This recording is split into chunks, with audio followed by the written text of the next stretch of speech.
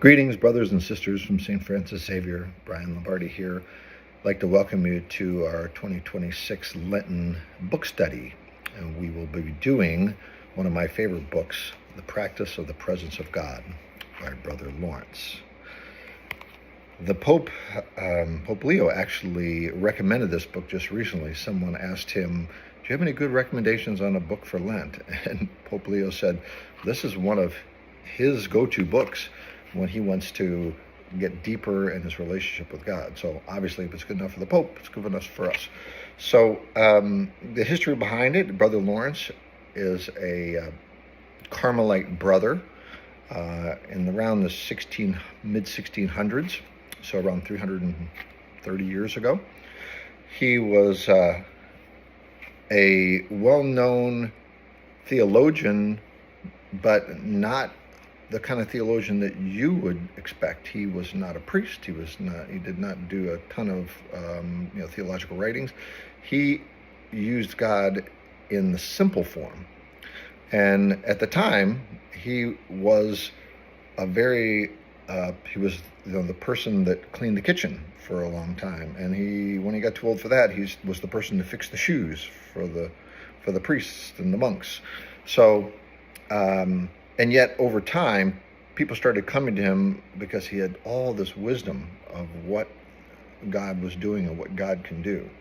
So the practice of the presence of God is based on understanding that God is sacramentally in each baptized person. So we know that God is everywhere. God is in everything. He's omnipresent. But what we miss a lot of times is that when we're baptized as a sacrament, God is actually divinely dwelling inside of us. It's called the divine indwelling. And so Brother Lawrence lived that not only in what you would expect as far as a deep faith, but just in a profound sense of being in union with God in everything he did. So when he was cooking, all through the day. So a lot of us, we can be with God when we intentionally go to prayer, but we're not with God necessarily when we're cutting the grass or painting the house. Brother Lawrence was. And so this book is a great teaching tool for us to understand, especially going into Lent, of how do we make God more present to us and how do we connect with God more deeply. His key, basically, is not heavy theology. This book is actually about simplicity. And it's understanding that the simpler we make life, the more we detach from things, the easier it is for us to connect with God interiorly.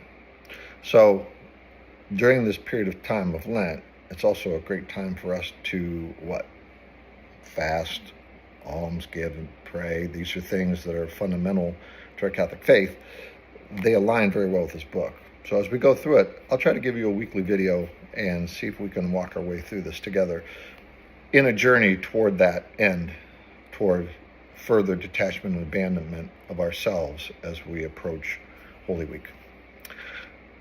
One of the things that you should know about, this is not written as a book like a lot of times you read, there's a beginning, middle, and end. It's written to be a book. This isn't written that way. This is a compilation of letters he wrote to other people. It's a compilation of writings that people wrote about him right after he died.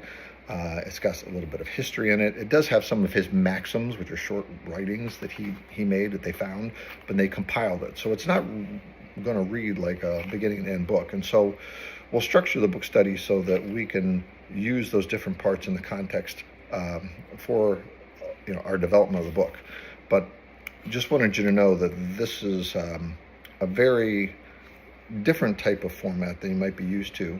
And again, that's why we're helping with the videos and the formats. We'll have a question sheet and a sheet that goes over the points for a study guide for you as well.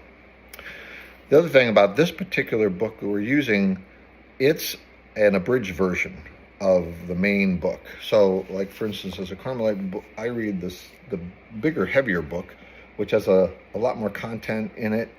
But for this kind of study in just a period of 6 weeks, it would be too heavy of reading. So this simpler version still has the same content, but it will be an easy read and more applicable for what we're doing. Now, the word of caution is it does have certain things removed that are pretty important, especially as Catholics. This was really interesting. This book was written again in the 1600s, and the Catholics in the church really didn't promote it for centuries, but other faiths did. So a lot of the Protestants started picking up this book and finding, wow, that's really a profound book, and they started teaching it and promoting it. And so it was developed and propagated by Protestants way before the Catholics really realized it. Later on, then, of course, the Catholics, have adopted it and, studied it and released our own versions of it. But that's the thicker books that I'm telling you that would be just a little too difficult during this Lenten appeal. So when you read the book, it has certain things that are removed from it from a Catholic content standpoint. These letters are written mainly to nuns and priests, and that's been removed. But as we go through the weeks, I'll point that out and I'll help with the understanding of that. You can always, of course, later on follow up with the more fuller version of the book later on if you find it to be something that you really are cherishing. So it's going to be a great journey together. I'm looking forward to being on it with you. God bless and have a good week.